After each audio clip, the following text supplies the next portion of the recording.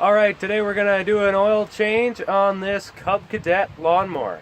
Step one, go to the dealership and get your oil and filters. Some of these come with different motors, so you might have to know which motor it is. This one's a Kohler 747.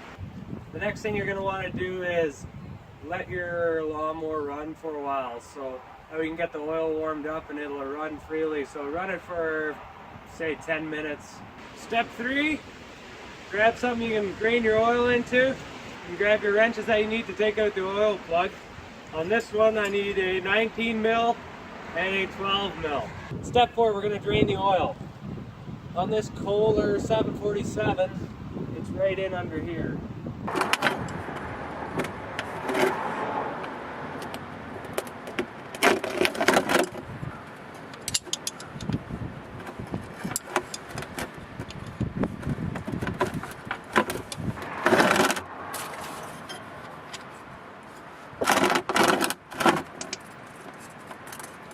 Alright, now while the oil's draining, we can undo the oil filter, which is right down in here.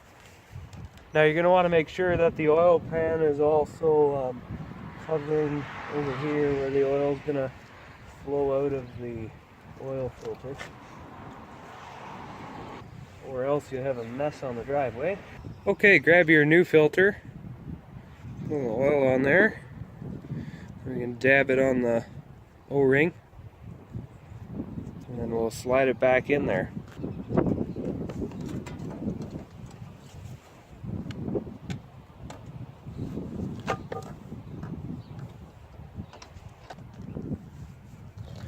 So just make this good and tight with your hand. You don't need to tighten it with a oil filter wrench or anything. Now I normally clean the mess of oil up here with some brake clean. And just wipe it down with a rag.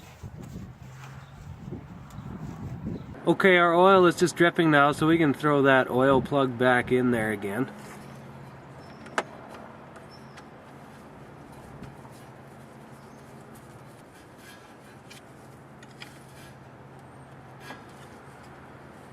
I couldn't find anywhere in the manual or the engine manual how much oil this thing takes, so we're just gonna have to keep filling and checking, but I know it'll take at least 1 liter.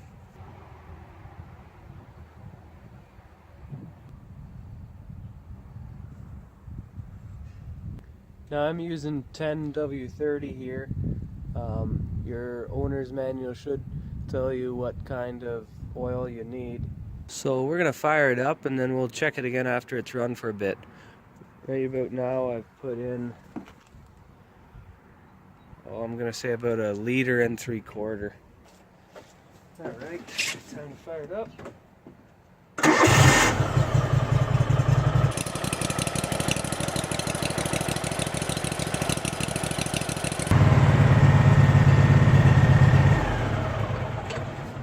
Okay, next we want to make sure that there's no leaks anywhere, so you want to check around the filter and your drain plug and make sure that the oil isn't leaking and that everything was tight.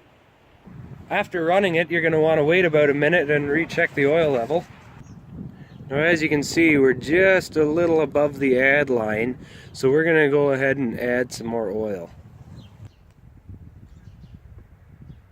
Okay, now you can see that we're just below the full line, so as long as we're in those hash marks, we're good. I ended up putting 2 liters in. It's a good idea to grease up the front end every time we do the oil change, so I'll show you guys how to do that as well. So there's a grease nipple straight in here.